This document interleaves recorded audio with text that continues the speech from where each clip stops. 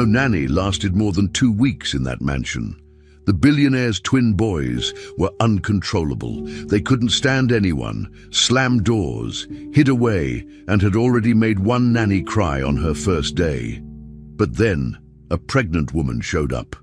Without raising her voice, without setting strict rules, she stayed, and little by little, something strange started to happen. The boys began to follow her around, draw with her, and talk to the baby she was carrying. Until one day, with their father watching from a distance, the twins placed their hands on her belly and said something that made that man, used to feeling nothing, break down in tears in front of everyone. What they said changed everything from that moment on, and made the father take an action you would never expect. Before we continue with this story, don't forget to subscribe to the channel and like the video. Oh, and don't forget to comment below where you're watching us from. We love to know that. Richard Hale lived in a large, quiet mansion. The silence inside wasn't because of peace. It was because the house had lost its life. Since the death of his wife, Richard had completely changed. He no longer smiled, no longer played with his 2 sons, Noah and Liam, who were just 5 years old. Every corner of the house reminded him of what he had lost. Instead of trying to connect with his children, Richard threw himself into his work. He left early in the morning and returned late at night, barely seeing the boys. The house, although beautiful and full of expensive things, felt empty. It was not a home. The twins grew up surrounded by strangers. No family, no laughter, just silence. Richard told himself the boys were difficult, maybe even impossible. But deep inside, he knew the truth. It was him. He didn't know how to be a father. He had lost that part of himself when his wife died. Babysitters came and went like clockwork. No one lasted more than 2 weeks. At first, Richard thought it was because the children misbehaved too much. They didn't listen. They threw tantrums. They didn't talk much. But the real problem was deeper. The boys weren't bad. They were sad. They were confused. Their father barely spoke to them, and their mother was gone. Every new babysitter arrived with hope, trying to make a difference, but left feeling defeated. The house drained them. It wasn't just about managing 2 kids. It was about living in a place where love had disappeared. Richard didn't notice. He was always at meetings, in his office, or out of town. He thought paying high salaries was enough, but money didn't fix the silence. Money didn't teach the boys how to smile again. The workers left not because of bad behavior, but because they felt helpless. Nothing they did filled the emotional hole in that house. Richard's routine never changed. Every morning, he sat in his study, going through documents, answering emails and holding calls. It was his way of avoiding real life. He never asked about his sons' days, their thoughts, or even their meals. When he walked past them, he gave a quick nod or a tired glance. He didn't notice their drawings on the fridge or the way they waited by the window, hoping he would play with them. The boys started to give up. They stayed in their room most of the time, playing quietly, not expecting much. Their world was limited to their toys and the short visits from temporary nannies. Richard often justified his distance by saying he was doing it for them, working hard to give them a future. But the truth was, he didn't know how to face them. They reminded him too much of his wife. And instead of building new memories, he avoided every chance to make one. The housekeeper, the driver, even the gardener saw the sadness in the children's eyes. They talked about it among themselves, saying how much the twins needed someone who really cared. Sometimes the boys would sit on the front steps, just watching cars go by. They rarely laughed, they rarely spoke. The walls of the mansion were high, but the emotional walls were even higher. Richard didn't see it, or maybe he didn't want to. Every night, he returned home too tired to talk. He walked past the boys' room without stopping, and if one of them called for him, he would answer with a distracted, "Maybe tomorrow." But tomorrow never came. The emotional distance only grew wider. The children didn't act out for attention. They had stopped trying. To them, this was normal now, growing up without their father's presence. Even the staff, who were not family, could see how much the boys needed someone who would stay and actually care. Everything began to shift on an ordinary morning. Richard was in his office, half listening to a phone call, when the intercom buzzed. The head housekeeper informed him that the new nanny had arrived. He sighed. Another one. He didn't even look up from his laptop. "Just show her around," he said.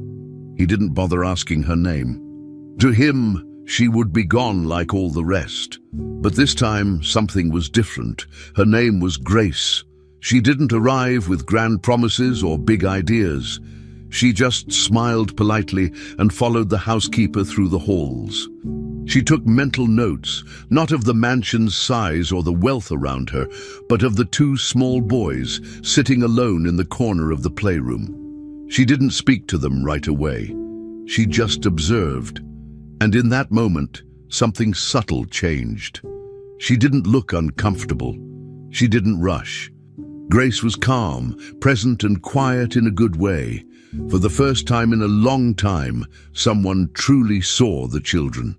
Grace didn't try to fix everything on her first day.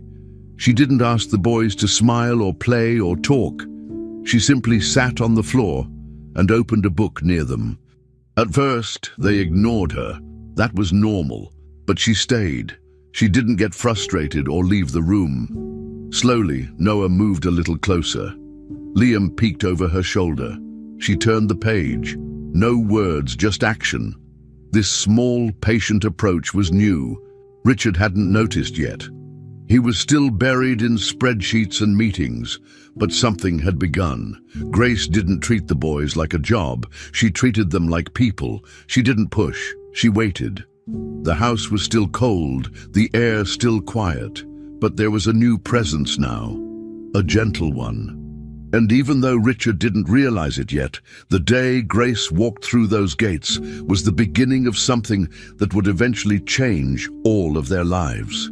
Grace was nothing like the women who had come before her. On her first day at the mansion, she stepped inside carrying a small suitcase and a calm expression. She was young, clearly pregnant, and didn't seem nervous at all. While others had walked through those same doors looking overwhelmed or tense, Grace walked slowly, taking in the place without reacting to its cold atmosphere. The mansion was big and quiet, with shiny floors and spotless walls, but it felt more like a museum than a home. Still, Grace didn't show discomfort. She introduced herself to the housekeeper and gave a warm smile that stood out in the middle of that emotionless space.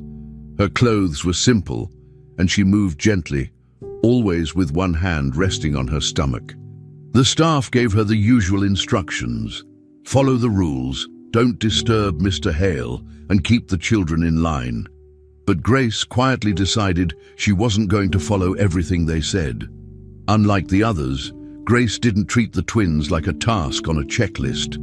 She didn't try to control them or make them behave right away. She just wanted to understand them. On her first full day with the boys, she joined them in the playroom without giving orders. She sat on the rug and waited. She watched how Noah lined up toy cars while Liam stared out the window. She didn't interrupt. After a while, she took a block and built a small tower. It wasn't a big gesture, but it was enough to get a curious glance from Noah. When the housekeeper came to check on her, expecting chaos, she found Grace quietly stacking blocks while the boys stayed nearby. It wasn't friendship yet, but it was a start. Grace didn't mind the silence. She seemed comfortable even when the boys didn't answer her questions. That calm attitude made her different, and the kids could feel it. Richard didn't expect her to last. He watched from his office as she moved around the house, never rushing, never raising her voice. He figured she would leave like the rest. Frustrated, tired, or afraid of the silence. He kept telling himself that people like her didn't stay. But part of him noticed how she didn't seem to care about the mansion's stiff rules. She greeted the boys every morning with the same energy, even if they didn't respond. She talked to them about normal things, weather, toys, food, like they were regular kids, not problems. Richard found that strange. Most nannies treated the boys like broken glass. Grace, on the other hand, treated them like they mattered. He didn't admit it out loud, but he started paying attention. He watched how Liam once followed her to the kitchen, or how Noah let her tie his shoes without a fuss. These moments were small, but they meant something. Grace wasn't forcing anything. She was just showing up every single day. The staff noticed the difference too. They had all seen nannies try and fail. Most gave up after a few days, but Grace stayed. She didn't ask for special treatment or complain about the boys. When the twins didn't talk or play, she didn't react with frustration. She gave them space. Slowly, the atmosphere in the house began to shift. Liam started joining Grace when she cooked simple snacks. Noah sat next to her during quiet reading time. They didn't talk much, but their presence meant they were opening up, even if just a little. Grace also spoke kindly to the staff, not pretending to be better than them. She listened to the housekeeper's advice, but always made her own choices when it came to the boys. Richard heard the staff whisper about how this nanny might be different. He told himself not to get his hopes up. Still, every evening, he found himself wondering what the twins had done that day, and that had never happened before.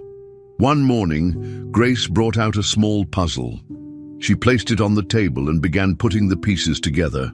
She didn't invite the boys directly, but left enough space for them to join if they wanted. At first they stayed away, but after a few minutes, Liam approached and quietly picked up a piece. He didn't say anything, but he placed it in the correct spot. Grace gave a simple nod. No big reaction. Then Noah joined. For the first time, they all worked on something together. It was slow, quiet work, but something had shifted. Richard watched the scene from the hallway. He didn't move, just observed. He didn't understand how she did it. Grace hadn't used tricks, rewards, or pressure. She had only used patience. That day, Richard sat at dinner longer than usual. He didn't talk to the boys, but he noticed how they sat calmly next to Grace, watching her eat.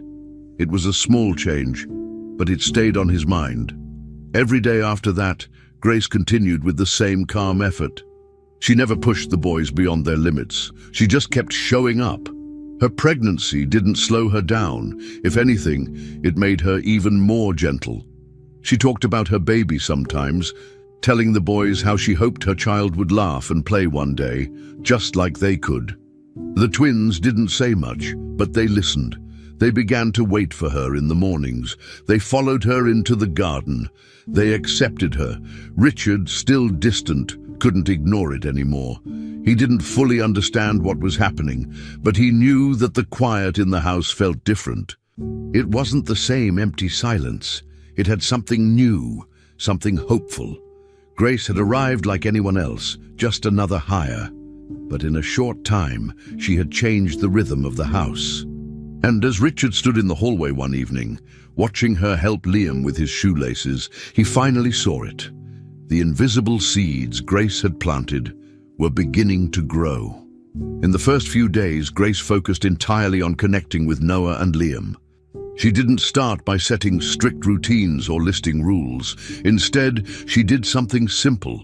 She sat on the floor with them. She found their box of blocks, dumped them out, and quietly began to build. She didn't force them to join. She just started stacking and sometimes knocked them down with a small laugh. Eventually, the boys looked over. They didn't rush to her side, but they started watching. Later, she picked up 2 dolls and created a silly voice for each. She acted out little scenes with them. One doll was scared of the dark, the other was afraid of broccoli. At first, the boys only glanced, but when she made one of the dolls burp loudly after pretending to eat too much, Liam let out a small giggle. Grace smiled, but didn't react too much. She let the moment happen naturally. Grace didn't get annoyed when the boys made a mess, when they spilled juice or threw their toys on the floor. She didn't raise her voice. Instead, she sat with them and calmly helped clean it up, treating them like they were part of the process, not the problem. This surprised the twins. Every other adult had always scolded or sighed loudly. Grace did the opposite. She made cleaning feel like a little game. Once, Liam accidentally stepped in paint during an art activity. Instead of panicking, Grace grabbed some paper and had them all make footprint stamps. She laughed with them. Noah joined in, curious. The twins slowly began to trust that she wasn't there to control or punish them. She was simply there, with them. Grace never rushed anything. Every interaction was soft and patient. The boys still didn't talk much, but they started sitting closer. They made eye contact. They touched her arm. Their small actions were signs that something was changing. Richard noticed the shift, even if he didn't talk about it. From his study window or the top of the stairs, he watched small scenes play out. Once he saw Noah and Liam lying on the carpet while Grace read a story. They weren't just listening, they were relaxed. They weren't tense or fidgeting. Another time, he passed the hallway and heard faint laughter coming from the kitchen. The sound was strange to him. It had been a long time since the house held any kind of joy. Richard stood still, listening. It wasn't loud, but it was real. He couldn't explain what made Grace different, but her presence was having an effect. His sons, who used to avoid everyone, were now seeking her out. They followed her when she walked into another room. They peeked around corners to see what she was doing. It was subtle, but the bond was building. Grace wasn't just filling time, she was changing the way the house felt. The staff also saw the change. The housekeeper mentioned it one evening while preparing dinner. "The boys don't cry at bedtime anymore," she said quietly. The cook agreed. "They even helped me crack eggs this morning."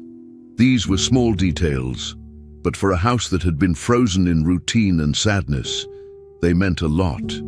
Grace didn't do anything dramatic. She didn't rearrange the house or start a strict schedule. She simply showed up every day with patience and consistency. Her pregnancy, instead of making her distant or tired, seemed to pull the boys closer. They started asking small questions like, "Is your baby sleeping?" Or, "Does the baby eat too?" Grace answered every question like it was the most important thing in the world. That attention made Noah and Liam feel special. No one had treated their curiosity with such care before. Richard, listening from afar, began to wonder if maybe this was what had been missing all along. As the days passed, Grace introduced more small activities. Nothing fancy. They baked cookies together, even though most of the flour ended up on the floor. They built a fort in the living room using old sheets. She let them decide where to put the pillows and blankets. They didn't follow instructions perfectly, but she didn't correct them harshly. Instead, she praised their ideas and let the fort be theirs, even if it looked crooked. Once during a rainy afternoon, she taught them how to fold paper boats. They lined up the boats on the windowsill, proud of their little fleet. These moments weren't about teaching lessons or hitting goals. They were just about being together. Grace treated the boys like kids, messy, curious, sometimes grumpy, but never like a burden. That was new for them. Slowly, their guarded behavior began to fade. They became more playful. They stopped watching the clock. Time with Grace didn't feel like waiting anymore. It felt like living. It became clear to everyone that Grace brought something rare into the house, human warmth. She didn't try to replace anyone or fix everything overnight. She just made space for the boys to be themselves. Her growing belly didn't create distance. It made her feel more real to them. They often rested their hands on it, feeling for kicks, asking how big the baby was now. Grace always smiled and included them in her experience, like they were part of it. Noah and Liam responded with curiosity and softness. Their walls, once so high, were beginning to come down. They even started to laugh with each other more, exchanging quiet smiles and silly jokes only they understood. And every time Grace walked into the room, they lit up, even just a little. Richard saw it. He didn't say much, but he felt the change. Grace wasn't just taking care of them. She was helping them feel again, and that was something the house hadn't seen in years. As the days went by, Noah and Liam started to follow Grace everywhere she went. They no longer stayed hidden in their room or sat alone in the playroom. Instead, they walked behind her through the long hallways of the mansion. If she went to the laundry room, they came with her. If she went to the kitchen, they sat nearby and watched her cut fruit or stir something on the stove. One afternoon, while she was folding clothes in the living room, Liam picked up a small towel and handed it to her. Grace smiled and showed him how to fold it. A few seconds later, Noah joined too, trying to copy what she did. It wasn't perfect, but that didn't matter. The important thing was that they wanted to help. These were the same boys who used to avoid eye contact, and now they were moving with purpose, wanting to be near her. Grace accepted their help without ever making it feel forced. The twins became even more involved when they noticed Grace doing chores around the house. One morning, Grace grabbed a broom to sweep the hallway. As soon as the boys saw her, they ran to her side. "Can I try?" Liam asked, tugging gently on the broom. Grace laughed and gave it to him. A small argument broke out between the brothers over who would go first, but instead of getting angry, Grace handed them a second broom and let them take turns. Of course, the sweeping didn't clean much, but that didn't matter. What mattered was that they wanted to participate. They watched how Grace moved, copied her actions, and smiled when she praised their effort. The tasks became little games. Helping Grace made them feel important. She treated them like teammates, not like children getting in the way. Each moment they spent together added a new layer to their connection. Their bond was growing naturally, and it showed in everything they did. Grace's pregnancy became a constant topic of conversation. The boys were fascinated by her belly. They often touched it with careful hands, looking up at her with curious eyes. "Is the baby awake now?" Noah asked once. "Can he hear us?" Liam added quickly. Grace took the time to answer every question. She told them that the baby could hear sounds and might even recognize their voices. She let them rest their heads gently on her stomach, and sometimes, when the baby moved, they both gasped and looked at her, amazed. "Is he kicking me?" Liam asked with a big grin. Grace laughed and said, "Maybe he's trying to say hi." These small moments became part of their daily routine. They talked to the baby like he was already there. They asked what he would like to play, what toys he would want, and if he would sleep in the same room. Grace encouraged it, making them feel that this baby was already part of their world. The idea that they were going to be big brothers gave the twins a new sense of identity. Grace gently explained that even though the baby wasn't born yet, he was still their brother. "He's already part of your family," she said during one of their talks. At first, they didn't fully understand, but over time, they started to include the baby in their games. They would line up 3 toy animals and say, "This one is for him." They would save a cookie or a drawing and tell Grace to keep it for the baby later. Grace never corrected them. She smiled and nodded, treating these gestures as real and important. The boys didn't just see the baby as something new.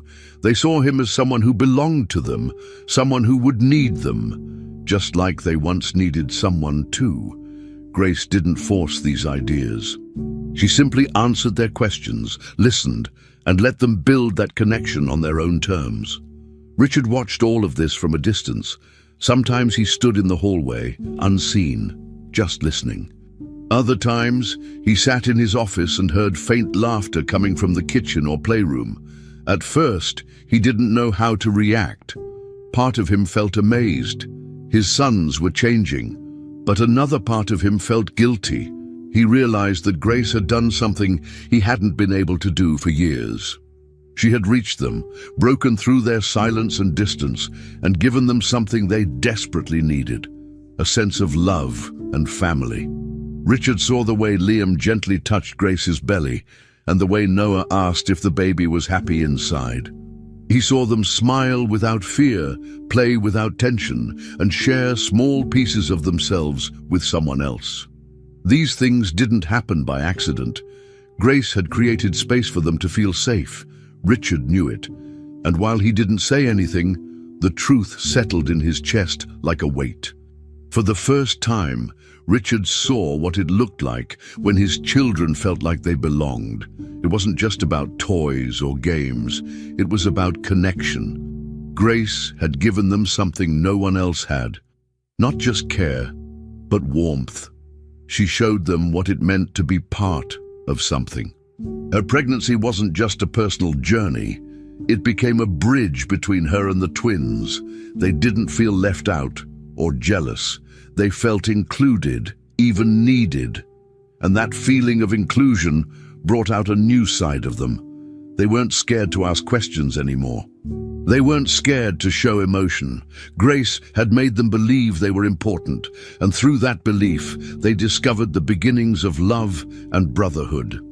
Richard continued to observe, still silent, still unsure of how to step in. But he couldn't deny what he was seeing. Somehow, Grace had done the impossible. She had given his sons something he thought they'd lost, the feeling of being a family.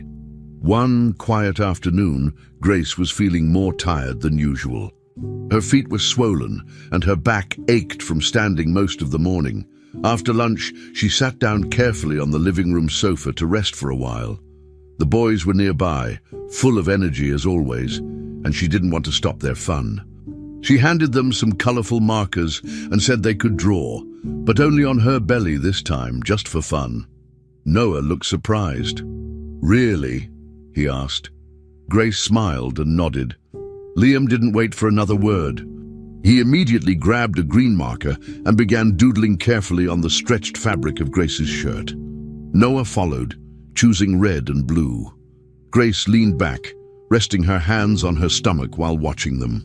She stayed still, letting them draw as they laughed at each other's messy lines and crooked shapes. There were no rules, no pressure, just a moment of closeness and trust between the three of them. At first, they just drew silly things, circles with eyes, stick figures, and wobbly animals. Liam drew a sun with a face, even though it didn't look much like a sun. Noah tried to draw a baby bottle, though it ended up looking like a potato with a hat. Grace laughed softly at their creations, but never corrected them. The boys were happy, completely focused on their work. Their little fingers pressed gently against her belly as they added more colors and lines. Every now and then, Grace could feel the baby shift inside her, as if reacting to the tickling. "He's moving," she said, and the twins' eyes lit up.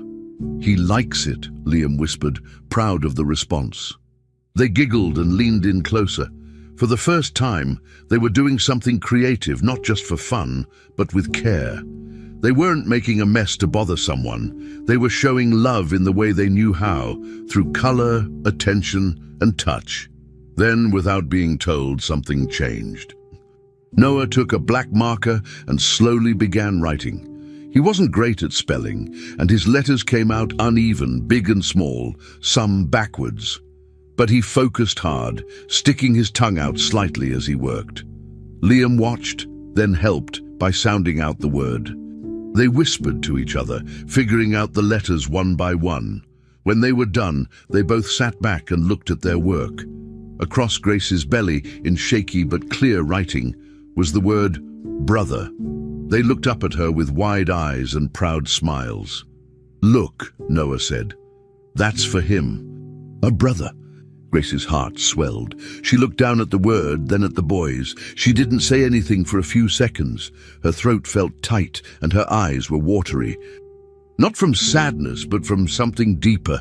This was a moment she hadn't expected, and it felt too important to break with words.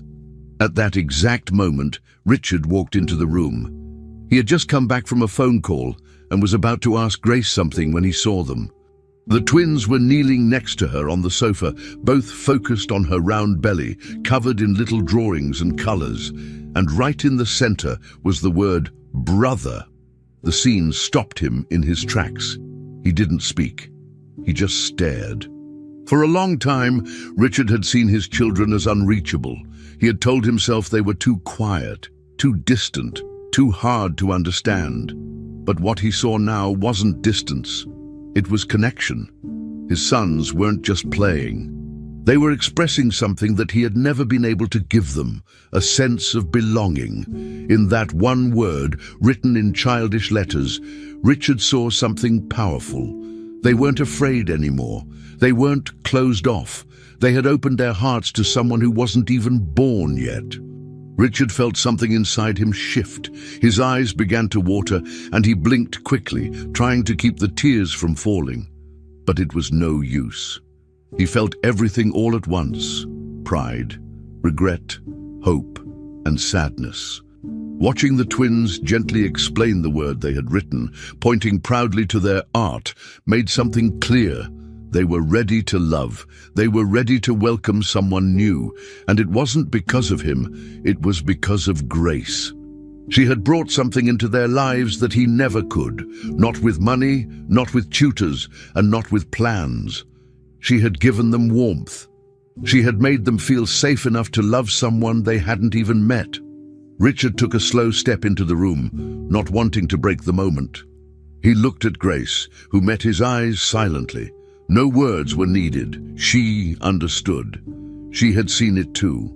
This was more than a drawing. It was a message. Richard sat down across from them quietly, still unsure of what to say. The boys didn't pull away or act uncomfortable. They simply continued what they were doing, as if his presence finally felt normal. For once, he wasn't the outsider in the room. He watched them touch Grace's belly and talk about the baby like he was already part of their team. Richard felt the weight of all the years he had spent locked away emotionally. In that single word, brother. His sons had shown him what it meant to care, to connect, and to belong. They were no longer just two quiet boys living in a large, cold house.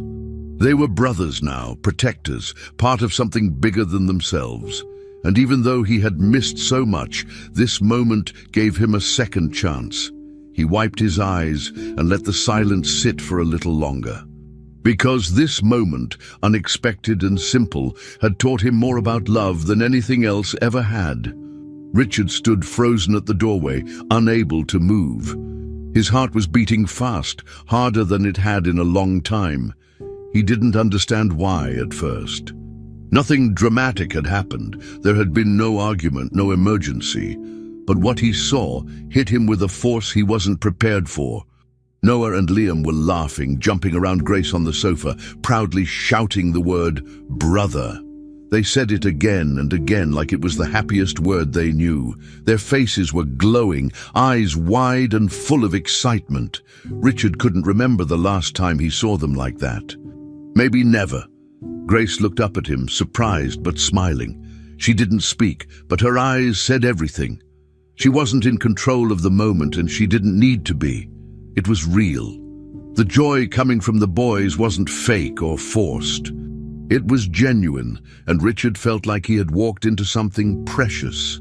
He tried to stay composed. He had always been the man who had answers, who stayed calm, who kept his emotions to himself. But something about that scene broke through his walls. It wasn't about wealth or success or even fatherhood in the way he understood it. It was something different, something that couldn't be planned or bought. His sons were calling a baby, someone who wasn't even born yet, someone who wasn't even his brother. And they meant it. That one word had more power than anything he had said to them in years. Richard felt a lump in his throat.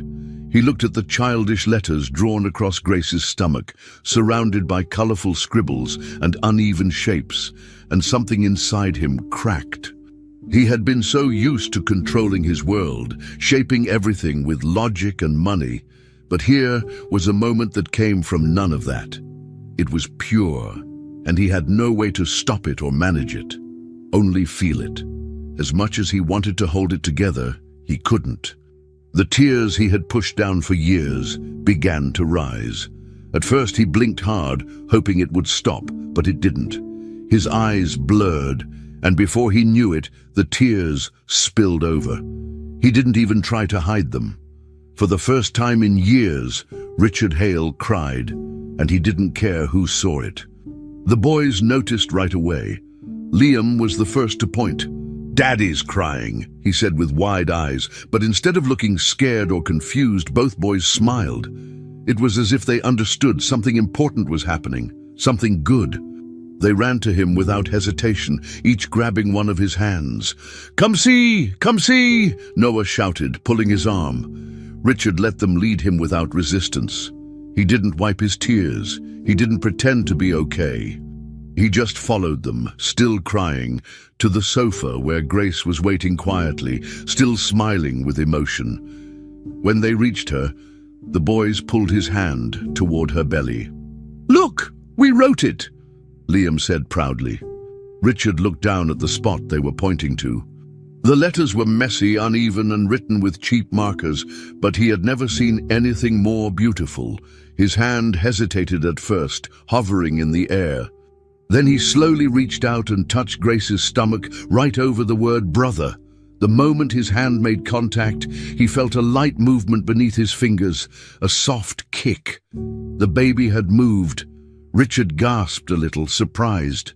The twins burst into laughter. "He's saying hi!" Noah shouted. Richard looked at Grace, who was still quietly watching him, tears in her eyes too now. Something shifted inside him, not guilt, not regret. Something else, hope. That tiny movement, combined with the way the boys looked at him, changed something deep in his chest. He didn't know what to say. He didn't need to say anything. He just kept his hand there. Richard sat down slowly next to Grace, still touching her belly. He didn't care that he looked emotional. He didn't care that he didn't have a plan. He only cared that this moment felt like something new, like a door opening. For so long, he had lived behind his own emotional walls. He told himself he was protecting his children, giving them stability, being strong. But now he realized what they had really needed all along. Not perfection, not structure. They needed connection. They needed to feel like they belonged to something real. And somehow, this unborn baby, who wasn't even his by blood, had created that bond. Grace had allowed space for it to happen, but the boys had built it on their own. He watched as Liam climbed up beside him and leaned his head on his arm. Noah was already back to drawing, making new shapes next to the letters. Richard didn't speak. He just sat there, letting it all sink in. In that quiet, peaceful moment, Richard understood something he hadn't been able to face before. This wasn't about biology or control. It wasn't about being the perfect father or fixing everything. It was about being present, really present. The baby wasn't his, but somehow this child had brought his sons closer than he ever could. The word brother, written with clumsy letters and surrounded by doodles, had more meaning than anything Richard had said in years. It showed him that his children were ready to love, ready to connect. And now, he was ready too. He wasn't sure what the next step would look like. He didn't have all the answers. But as he sat with Grace and the boys, surrounded by drawings and laughter and the gentle feeling of new life, he felt something he thought he had lost long ago. Hope. Pure, simple hope. Not just for himself, but for all of them. And he wasn't going to let it slip away again. After that unforgettable moment with the boys, something in Richard began to shift. The days that followed didn't go back to the way they used to be. He didn't spend all his time locked inside his office anymore. Instead, he started joining the boys in small, simple activities. It was awkward at first. He didn't always know what to say or how to act, but he stayed in the room longer, listened more, and watched his sons interact with Grace. They would ask him questions about the baby, like if he thought the baby would like dinosaurs, or whether babies cried a lot. Richard didn't always have the right answers, but that didn't seem to matter. The boys smiled just because he answered at all. He sat with them on the floor during playtime and watched them show off their drawings, proud of every detail. The distance between them started to shrink, not because of big changes, but because he finally showed up. Grace noticed the difference right away. She didn't comment on it directly to Richard, but her smile grew softer whenever he joined them without being asked. She continued to guide the boys gently, helping them feel involved and important. One afternoon, she invited them all to the kitchen to prepare snacks together. She let the twins spread peanut butter while Richard sliced fruit. The boys made a mess, but Grace didn't mind. She laughed with them, and soon Richard did too. It wasn't perfect. He still moved a bit stiffly, and he often looked unsure, but he didn't leave. That was enough. Grace also began encouraging creative ways for the boys to bond with the baby. They drew new pictures every day and talked to Grace's belly like it was already listening. "This one's a rocket ship," Noah said once, holding up a scribbled drawing. "He's gonna fly to space with us." Richard looked at the picture and nodded. "It's perfect," he said, and he meant it. Storytime became another shared moment. Grace suggested they take turns making up bedtime stories, especially ones for the baby. Richard hesitated the first time, feeling nervous and even a little silly. But the boys waited for his turn with wide eyes, and Grace gave him a small, encouraging look. So he started with a story about a baby elephant who didn't know how to trumpet. It was clumsy and weird, but the boys laughed and added their own ideas. Soon, they were making up stories every night. These simple traditions began to fill the house with a new kind of energy. It wasn't loud or chaotic, it was gentle and real. Richard saw now how much he had missed by staying away. These quiet, silly moments meant more than anything he had tried to provide with money or comfort. The boys didn't care about new toys or perfect routines. They just wanted him to be part of their world. And he was learning how. The more time Richard spent with his children, the more he understood what they truly needed. They didn't need him to solve every problem or keep everything in order. They needed someone who would sit next to them when they were sad, who would laugh at their bad jokes, and who would hold their drawings like they were treasures. Richard had never seen parenting this way. Before, he thought being a father meant structure and rules. Now he saw it meant being present even when things were messy or uncertain. Grace played a big role in this transformation. She never told him what to do, but she showed him. Through every patient response, every shared laugh, and every simple daily activity, she helped guide not just the boys, but him too. Slowly, Richard began doing things on his own, helping with lunch, asking the boys how their day was, reading to them without being asked. It didn't feel forced anymore. It started to feel natural. There were still hard days, of course. Sometimes Richard said the wrong thing or forgot something important. Sometimes the boys got upset and needed space. But now, instead of pulling away, he stayed. He apologized when he needed to and didn't pretend to have all the answers. That vulnerability made a difference. The boys started coming to him more, asking for help with their drawings, inviting him to play a game, or simply sitting next to him during quiet moments. Grace was always nearby, supportive, but never in the way. She'd become a bridge between the father and his sons, one that helped them understand each other better. One morning, Richard walked past the nursery. Grace was slowly decorating and stopped to look at the latest drawing taped to the wall. It was a picture of 4 stick figures, 2 small ones, a taller one, and a woman with a big belly. Underneath, in big letters, it said, "Our family." Richard stared at it for a long time. That drawing stayed in his mind for the rest of the day. He thought about how far they had come, from silence and distance to this new place of connection. He knew he still had a lot to learn, but he also knew he wasn't the same man anymore. Grace had brought love into the house, not by force, but by showing up every day with patience and care.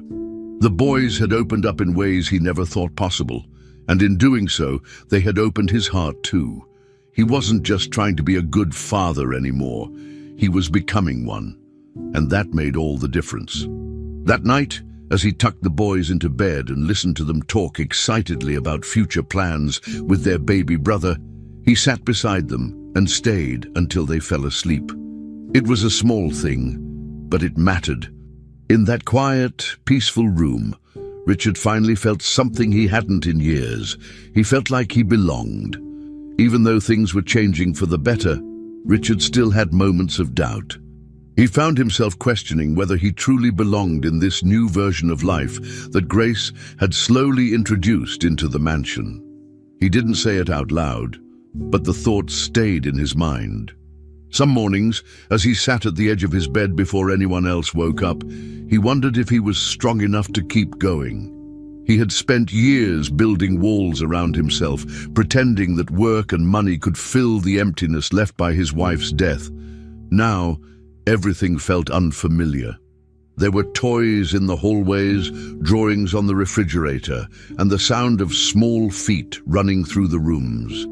It was good, but it was also scary. Richard was used to control, structure, and plans. This new life didn't follow any of that. It was messy, loud, unpredictable, and sometimes that made him want to back away. There were days when Richard would retreat into his office, pretending to work while simply staring at the screen. He didn't know how to deal with the emotions that came up. He felt guilty for all the years he had been absent. He remembered moments with his wife that he had buried for so long, and those memories stung. He had been cold, distant, focused on business while she had tried to hold the family together. He couldn't go back and fix that. And the more progress he made with the twins, the more he realized how much he had missed. His pride told him not to dwell on the past, but it was hard not to. He feared making another mistake, feared disappointing the boys again. Grace noticed those quiet moments, the way his face changed when he thought no one was watching. She didn't push him. Instead, she offered simple reminders, small smiles, words of encouragement, and most of all, patience. What helped most were the moments when he saw Noah and Liam with Grace. Watching the twins sit beside her, placing their little hands gently on her belly, was unlike anything Richard had ever experienced.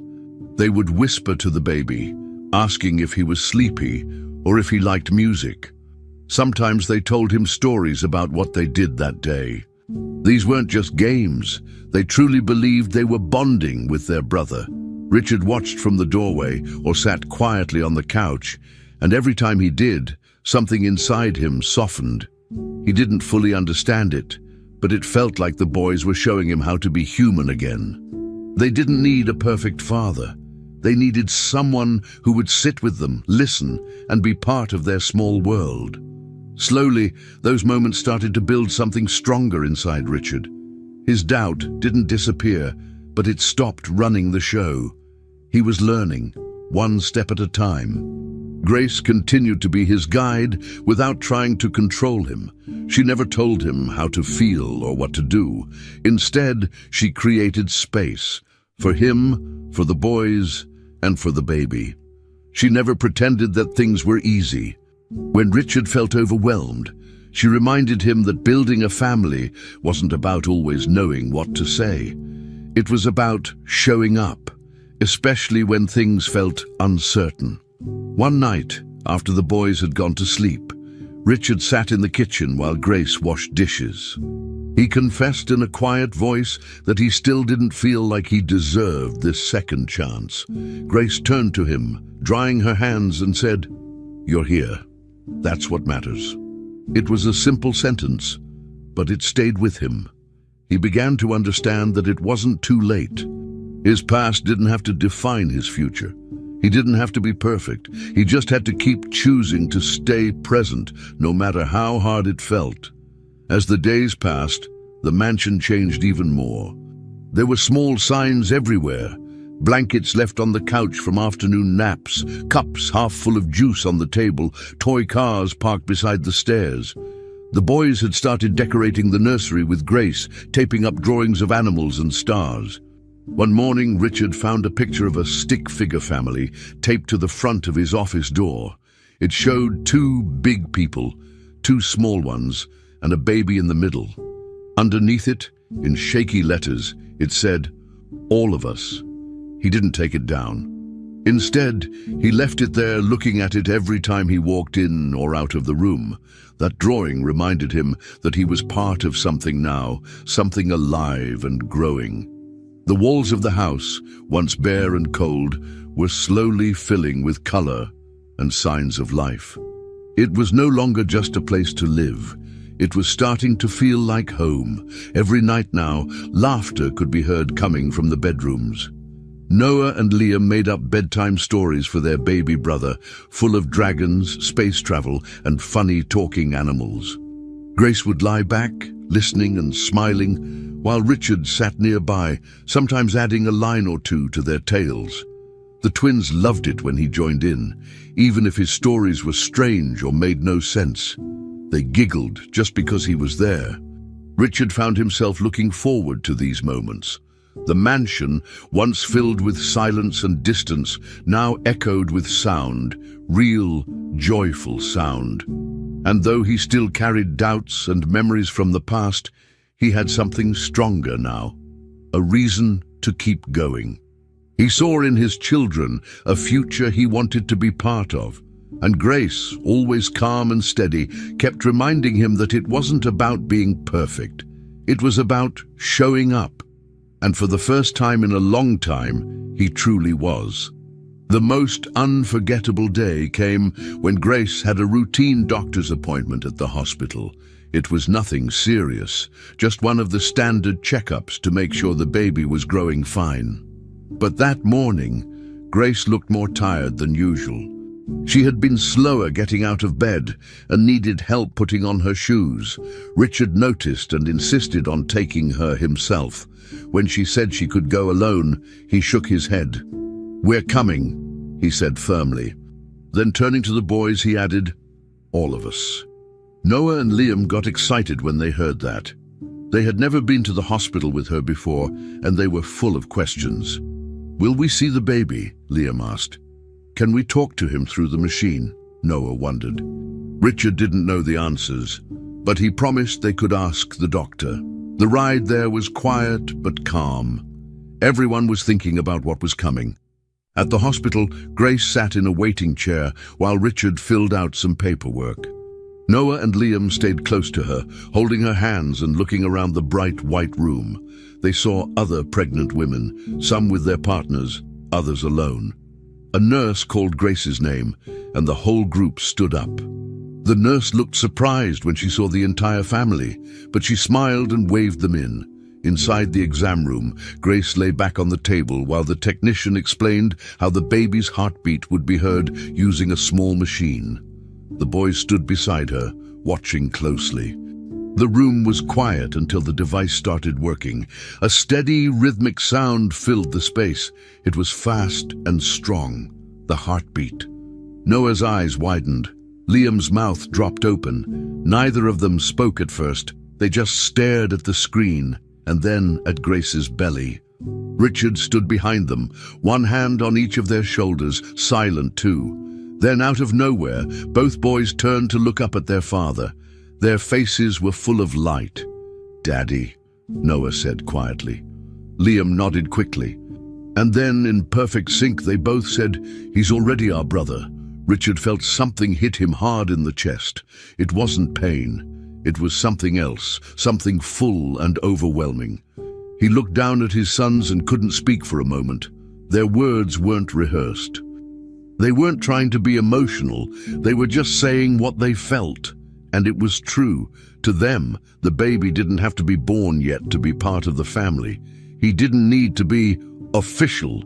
He already belonged. Richard's eyes filled with tears, and this time he didn't try to hide it. He knelt down right there in the small exam room and took both boys' hands in his. His voice trembled when he finally spoke. "Yes," he said, "he is. He really is." Grace was watching too, eyes shining but silent. Richard looked at her, and for the first time, he truly understood what she had been teaching them all along. It wasn't about who shared blood or last names. It was about who showed up, who stayed, who loved without conditions. He had spent so long trying to fit fatherhood into rules and expectations, but this moment, was simple and clear. His children were not confused. They weren't unsure. They had accepted this baby completely. And through that acceptance, Richard realized something bigger. There was no wall between him and his sons anymore. He didn't need to earn love through perfection. He just had to be there, just like he was now. The boys leaned against him, their small hands warm and real in his. The heartbeat still played in the background, steady and strong, like a new rhythm for their lives together. When they left the hospital, Richard felt different. He walked slower, more thoughtful. On the drive home, the boys talked non-stop about the baby. "Do you think he likes pizza? What's his favorite color? Can we bring him a blanket when he's born?" Richard answered every question, even the silly ones. He found himself laughing with them, not because he was trying to be cheerful, but because it felt natural. Grace rested her head on the window, smiling quietly as the boys filled the car with energy.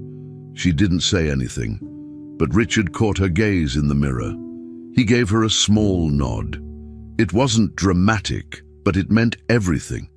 They were doing it, not perfectly, but together. At home, the boys grabbed paper and crayons and started drawing pictures for the baby. Richard sat down beside them without being asked. He didn't need an invitation anymore. He knew this was where he belonged. Later that evening, as the boys taped their drawings to the nursery wall, Richard stood in the doorway watching. One picture showed a big family of stick figures. Another showed a house with a garden and a tiny baby in the window. Grace came up behind him and leaned against his arm. "They're ready," she said softly. Richard nodded.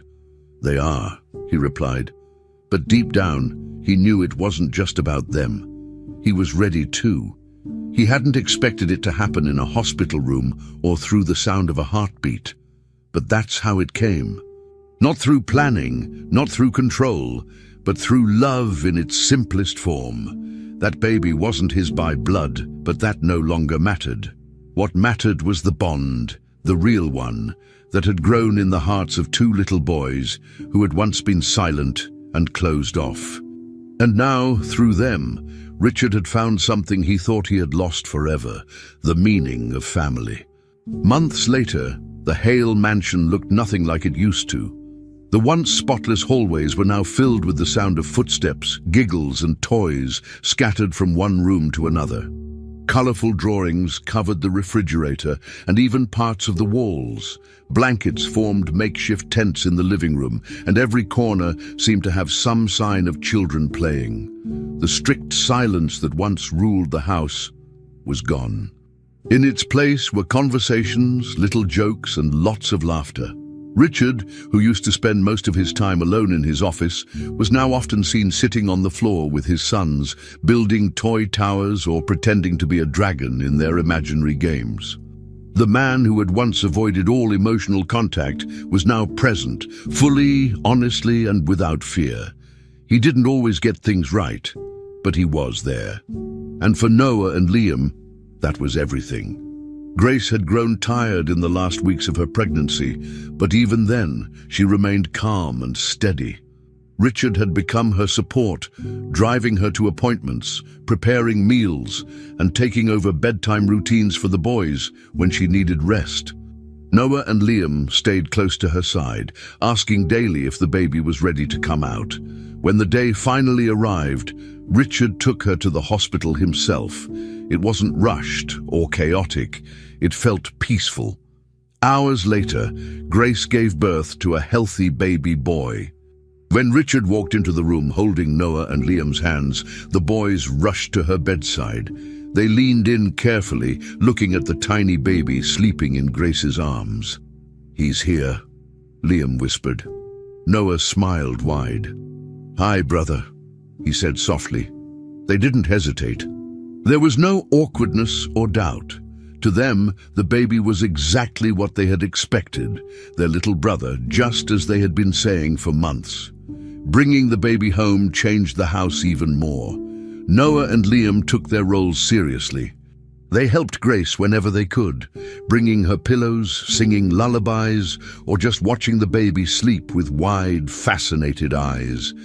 They argued about who got to hold the bottle or push the stroller. Richard watched all of this with a kind of awe. He couldn't believe the same boys who once barely spoke were now so full of energy, love, and confidence. And the baby. He was calm, happy, and clearly aware of the warmth around him. Richard found himself waking up in the middle of the night, not because of stress, but to check if everything was okay. He would walk quietly into the nursery and just stand there, looking at Grace asleep in the rocking chair, the baby in her arms, and his older sons asleep on a blanket nearby. It didn't feel like chaos. It felt like life, full and real. One afternoon, Richard stood in the kitchen watching Noah feed the baby while Liam held up a toy to entertain him. Grace was finishing some tea, looking tired but content. Without thinking too much, Richard walked over to her and pulled her gently into a hug. She leaned into him without hesitation. No one said anything. They didn't need to. That moment was quiet, but it was full of meaning. Richard wasn't thinking about the past or what he had lost. He wasn't worrying about what he couldn't fix. He was just there, holding the woman who had changed his life and feeling thankful. He had never imagined that his home, once so cold and silent, could feel like this. All around him were signs of life. Small, messy, beautiful signs. And in the center of it all were the people who had taught him what family really meant. He didn't need more. For the first time, everything felt enough. He had once believed that no bond could ever fill the hole left by the loss of his wife. That kind of pain had turned him into someone who hid behind work and routine. But now, with Grace by his side, Noah and Liam calling him Dad without hesitation, and a new baby sleeping peacefully in their arms, Richard knew something had changed. He wasn't replacing the past. He wasn't erasing it, but he was building something new, something that mattered just as much. He hadn't just gained a new child.